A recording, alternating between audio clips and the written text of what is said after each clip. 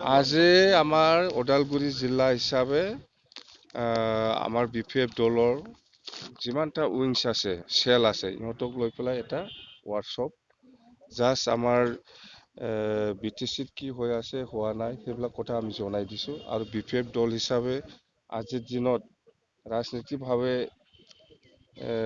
কেনেকৈ চলি যাম, ইয়াৰ ওপৰত আমি আলোচনা কৰিছোঁ। যেনেকুৱা আমি ভাবি অতি সোনকালে CM ছাৰক আমি যিমান MCLA আৰু MLA আছে আমাৰ BPF দলৰ একেলগে যাই পেলাই অফিচিয়েলি লগ কৰাৰ কথা। আমি সময় পোৱা নাই, ডেটটো আমাক দিয়া নাই, তথাপিও আমি নিশ্চয় এদিন আমি সময় পাম। ইছ্যুবিলাক হ'ল যেনিবা এই যে 16টা ডিপাৰ্টমেণ্টটো লৈ পেলাই আমি আলোচনা কৰিম, বা আমাৰ বেলেঞ্চ ব্লকৰ কথাটো লৈ পেলাই আমি আলোচনা কৰিম, বা BTC গাঁও কৰ্তনৰ কথাবিলাক লৈ পেলাই আমি আলোচনা কৰিম। মুঠতে আচলতে হয় না নহয়, সেইবিলাক গোটেই কথাটো লৈ পেলাই আমি আলোচনা একবাৰ কৰিব লাগিব CM ছাৰৰ লগত, তেতিয়াহে আমি ক্লিয়াৰ হ'ব। 16টা ডিপাৰ্টমেণ্ট ট্ৰেন্সফাৰ হৈছে, এইটো কেনেকুৱা ধৰণৰ, আৰু আজি প্ৰমোদ বৰাই BTCত এই 10 মাহত কিমান কোটি ছাপ্লাই দিছে, কি কাম কৰি আছে, কৰা নাই, সেইবিলাক গোটেই ডিটেইলছ আমি দিম। আৰু প্ৰমোদ বৰাই সেইদিনা এছেম্বলিত আমাৰ MCLA সকলে যিখিনি কথা সুধিছিলে, সেইবিলাক এনচাৰটো কেনেকুৱা দিছে, এইবিলাক আমি জনাই দিম CM ছাৰক। ছাৰ, এই প্ৰমোদ বড়ো আজি কেইদিনমান আগতে কৈছে যে যদি বিজেপিৰ লগত মানে BPFৰ চামিল হয়, তেতিয়াহ'লে মই বিকল্প চিট আৰু তেওঁ ভয় খাইছে নেকি? এইবিলাক কথা প্ৰমোদ বড়োৰ কথা হয়, এইবিলাক মোৰ কথা নহয়। প্ৰমোদ বড়োৱে যদি কৈছে, প্ৰমোদ বড়োৰ পৰা আপোনালোকে ক্লিয়াৰিফিকেশ্যন লওক।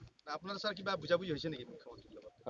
CM ছাৰৰ লগতো আমি আজি যদি মই সময় পাই টেলিফোন কৰিলে CM ছাৰে কথা পাতিবই। এইটোতো নাই, আমি আগৰ যিহেতু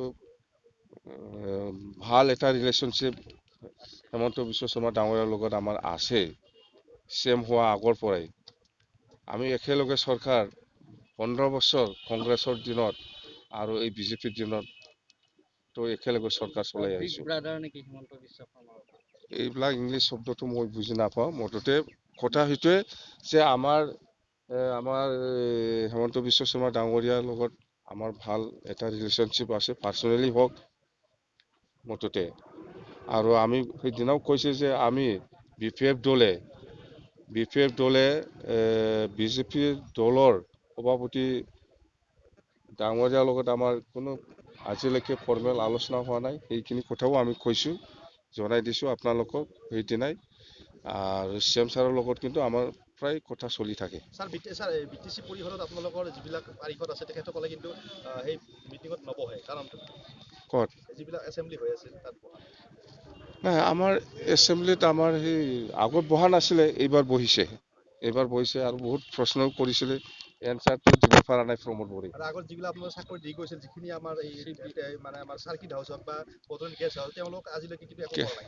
গেছ হাউচ বস্তু প্ৰমোদ বড়োৱে এই 10 মাহত ইমানলৈকে সোমাবই পৰা নাই। BTC কি বস্তু সি একোই জানা নাই এতিয়ালৈকে। চাপ্লাই দি আছে নে খালি চাপ্লাই দিব পাৰে সি। এই 10 মাহত 280 crore 300 কোটি এনেকুৱা চাপ্লাই দিয়াটো মামুলি নেকি? আমি বছৰতো এনেকুৱা নিদিয়ে। কৰাপশ্যন হৈছে হোৱা নাই, এইটো অফিচাৰসকলে জানে, মই নাজানো। তদন্ত নিজে কৰি লৈ আছে।